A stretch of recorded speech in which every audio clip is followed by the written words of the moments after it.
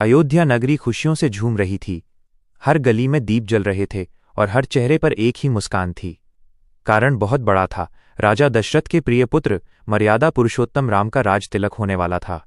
लेकिन नियति को कुछ और ही मंजूर था। किसी ने सपने में भी नहीं सोचा था कि अगले ही पल खुशियों का ये महल ढह जाएगा। राजमहल के भीतर रानी कैकेयी के मन में मंथरा ने संदेह का जहर घोल दिया था। कैकेयी ने राजा दशरथ को उनके पुराने वचन की याद दिलाई, वे 2 वरदान जिन्होंने पूरी अयोध्या की किस्मत बदल दी।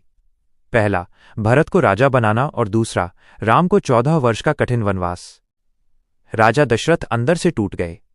उनकी आंखों के आंसू थमने का नाम नहीं ले रहे थे, लेकिन एक रघुकुल का राजा अपने वचन से पीछे नहीं हट सकता था।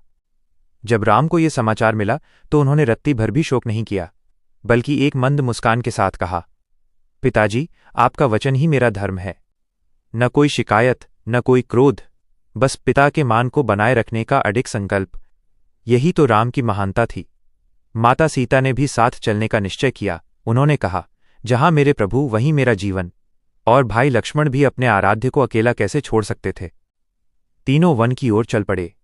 अयोध्या की जनता पीछे पीछे रोती रही, पुकारती रही, लेकिन राम ने मुड़कर नहीं देखा।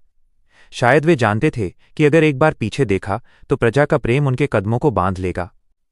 वन का जीवन महलों जैसा सरल नहीं था। वहां संघर्ष था, कांटे थे और कष्ट थे। लेकिन राम, सीता और लक्ष्मण ने हर चुनौती को मुस्कुराकर स्वीकार किया। फिर आया वो काला दिन जब लंकापति रावण ने छल से सीता जी का हरण कर लिया। राम का हृदय छलनी हो गया। वे जंगल जंगल भटकते रहे, पेड़ों और पंछियों से अपनी सीता का पता पूछते रहे।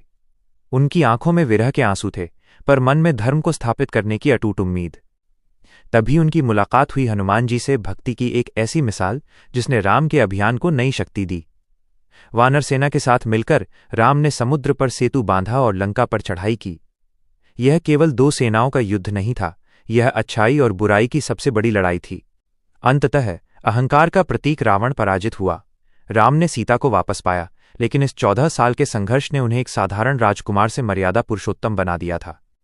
जब वे अयोध्या लौटे तो पूरी नगरी दीपों की रोशनी से जगमगा उठी। वही दिन आज हम दीपावली के रूप में मनाते हैं। इस कहानी का सबसे गहरा सार यही है, सच्ची महानता महलों में नहीं बल्कि कर्तव्यों के पालन में है। राम ने सब कुछ खोकर भी अपना धैर्य और वचन नहीं खोया। वे हमें सिखाते हैं कि अपने धर्म के लिए सुखों का त्याग करना ही सबसे बड़ा पुण्य है।